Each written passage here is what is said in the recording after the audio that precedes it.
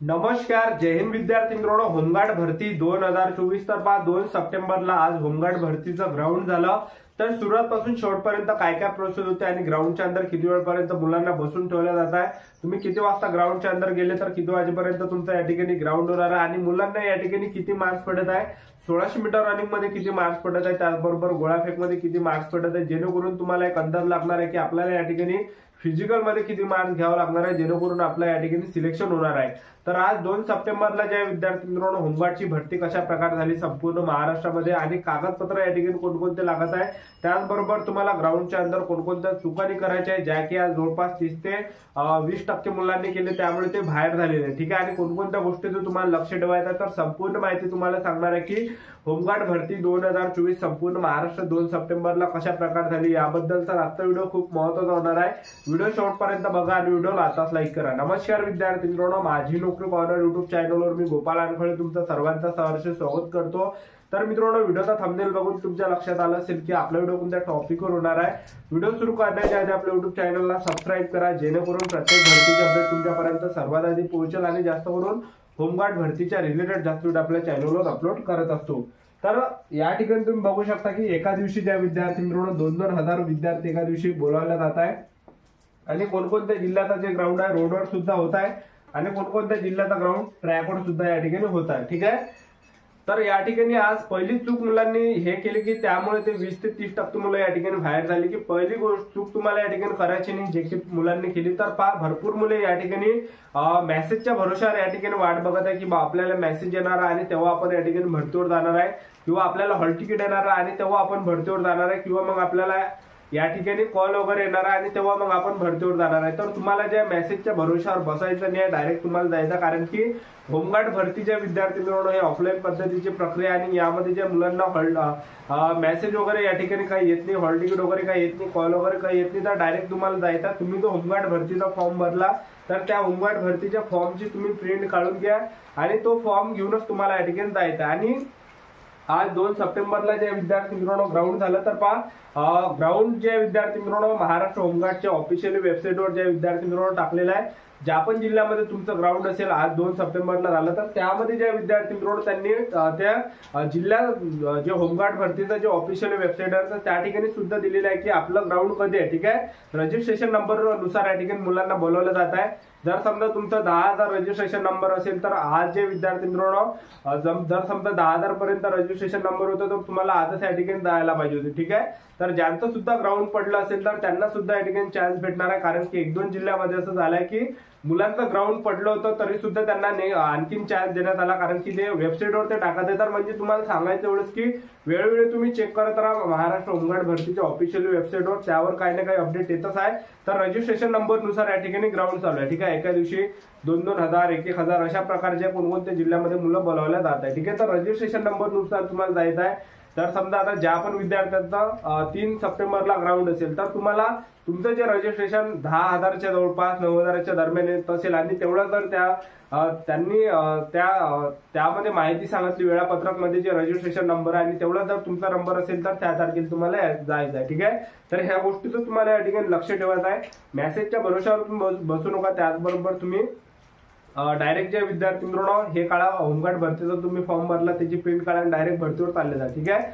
आणि दुसरी चूक मुलं या ठिकाणी करत आहे की मुलं या ठिकाणी वेळेवर येत नाही, तर त्यांनी सकाळी गेटच्या अंदर ते 5 वाजता ते 10 वाजतापर्यंत ते मुलांना घेते. ठीक आहे. 5 ते 10च्या अंदर तुम्हाला गेटच्या अंदर जायचं आहे आणि तुम्ही लेट जासाल तर तुम्ही ज्या विद्यार्थी मित्रांनो बाहेर त्या ठिकाणी होऊ शकता. तर म्हणजे सांगायचं एवढंच की 10 वाजताच्या अंदर जा, सकाळी 5 ते 10च्या अंदर. ठीक आहे. आणि तिसरी चूक मुलं या ठिकाणी करत आहे की ह्या कारणाने मुलं ग्राउंडवर जात नाही की आपल्याजवळ कॅरेक्टर सर्टिफिकेट नाही, आपण बाहेर होणार आहे. तर जर समजा तुमच्याजवळ कॅरेक्टर सर्टिफिकेट नसेल, चारित्र्य पडताळणी प्रमाणपत्र नसेल तर काहीही प्रॉब्लेम होणार नाही, कुणी या ठिकाणी बाहेर होणार नाही. ठीक आहे. तुमच्याजवळ कॅरेक्टर सर्टिफिकेट नसेल तरी सुद्धा तुम्ही जा, कारण की मुलं भरतीवर जात आहे, ग्राउंड येऊन येत आहे. ठीक आहे. ज्यांच्याजवळ कॅरेक्टर सर्टिफिकेट नाही, म्हणजे जवळपास 80% मुलं की त्यांच्याजवळ कॅरेक्टर सर्टिफिकेट नाही. तर आज सकाळी जे विद्यार्थी मित्रांनो मुलांना 5 ते 10च्या अंदर मुलांना गेटच्या अंदर या ठिकाणी घेतलं जात आहे आणि गेटच्या अंदर घेतल्यानंतर या ठिकाणी मुलांना बसून ठेवलं जात आहे. ठीक आहे. तर जे मुलं सगळ्यात समोर समोर जाते तर त्यांचं ग्राउंड लवकर होत आहे, 9 वाजेपर्यंत त्यांचं ग्राउंड होत आहे. जे एकदमच सर्वात अगोदर जी गेले 8 वाजता, जे सर्वात अगोदर गेले सकाळी 4-5 वाजता, तर त्यांचं ग्राउंड 8-9 वाजेपर्यंत या ठिकाणी होत आहे. ठीक आहे. तर या ठिकाणी सर्वात अगोदर मुलांना गेटच्या अंदर घेतला आणि या ठिकाणी डॉक्युमेंट जे विद्यार्थी मित्रांनो घेतल्या जात आहे मुलांपासून. तर कागदपत्र कोणकोणते न्यायचे तुम्हाला, तर पहा तुम्हाला जे आधार कार्ड न्यायचं आहे, आधार कार्ड तुम्हाला सोबत न्यायचं आहे. त्याचबरोबर तुम्हाला जो तुम्ही फॉर्म भरला होमगार्डचा तर तो फॉर्म तुम्हाला न्यायचा आहे. ठीक आहे. त्याचबरोबर तुम्हाला 10वीचं मार्कशीट न्यायचं आहे आणि 12वीचं मार्कशीट. ठीक आहे. 10वीचं मार्कशीट, 10वीचं बोर्ड सर्टिफिकेट सुद्धा न्यायचं आहे तुम्हाला. त्याचबरोबर 12वीचं मार्कशीट, 12वीचं बोर्ड सर्टिफिकेट. त्याचबरोबर तुमचं ग्रॅज्युएशन झालं असेल तर ग्रॅज्युएशनचं तुम्ही या ठिकाणी सर्टिफिकेट न्या. ठीक आहे. आणि त्याचबरोबर तुम्हाला 2 फोटो या ठिकाणी न्यायचे. 2 फोटो नेल्यानंतर तुम्हाला या ठिकाणी जे विद्यार्थी मित्रांनो शाळा सोडल्याचा दाखला न्यायचा आहे. ठीक आहे. तर एवढं कागदपत्र त्या ठिकाणी चेक केलं जात आहे सर्वात अगोदर आणि हे झेरॉक्स त्या ठिकाणी घेत आहे. तर एक झेरॉक्स त्या ठिकाणी लागत आहे. हे जे मी तुम्हाला कागदपत्र सांगितले तर याचे एक झेरॉक्स आणि कॅरेक्टर सर्टिफिकेट नसेल तर काही प्रॉब्लेम त्या ठिकाणी येणार नाही. ठीक आहे. त्याचबरोबर तुमच्याजवळ जे विद्यार्थी मित्रांनो या ठिकाणी तांत्रिक पडताळणी जर असेल तुमच्याजवळ, ठीक आहे, तर हे सर्टिफिकेट सुद्धा तुम्ही न्या. जर समजा तुमच्याजवळ या ठिकाणी ITI उत्तीर्ण असेल तर हे ITI उत्तीर्ण प्रमाणपत्र ट्रेड असेल तर हे ना तुम्ही याचं सर्टिफिकेट न्या. बोनस पॉईंट भेटणार आहे 2. त्याचबरोबर खेळाडू जिल्हा स्तर प्रथम तृतीय, त्याचबरोबर तृतीय क्रमांक प्राप्त किंवा राज्य राष्ट्रीय स्पर्धा सहभाग असेल तर हे सर्टिफिकेट न्या. याचे बोनस मार्क तुम्हाला भेटणार आहे. त्याचबरोबर तुमच्याजवळ NCC B सर्टिफिकेट झालं असेल तर हे सर्टिफिकेट न्यायचे बोनस मार्क भेटणार आहे. NCC C सर्टिफिकेट झालं असेल तर हे सर्टिफिकेट न्यायचे 2 मार्क बोनस भेटणार आहे. त्याचबरोबर नागरिक संरक्षण दल सदस्य असाल 3 प्रशिक्षण पूर्ण हे सर्टिफिकेट न्यायचे मार्क भेटणार आहे. जड वाहन चालक परवाना असेल तर हे सर्टिफिकेट न्यायचे मार्क भेटणार आहे. आणि माजी सैनिक असाल तर हे सर्टिफिकेट न्यायचे बोनस मार्क्स तुम्हाला या ठिकाणी भेटणार आहे. ठीक आहे.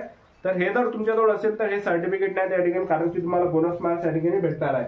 तर सर्वात अगोदर मुलांना या ठिकाणी हे कागदपत्र चेक केलं जात आहे आणि एवढं कागदपत्र चेक केल्यानंतर त्या ठिकाणी जे विद्यार्थी मित्रांनो हाईट वगैरे होत आहे. ठीक आहे. हाईट वगैरे घेत आहे. हाईट घेतल्यानंतर त्या ठिकाणी छाती वगैरे सुद्धा ते मोजत आहे. ठीक आहे. आणि ते तुमच्या फॉर्मवर लिहिते तुमची हाईट किती आहे, छाती किती आहे. ठीक आहे. हाईट सर्वांची त्या ठिकाणी बसत आहे, छाती सुद्धा सर्वांची बसत आहे. हाईट कमी लागते होमगार्ड भरतीला. ठीक आहे.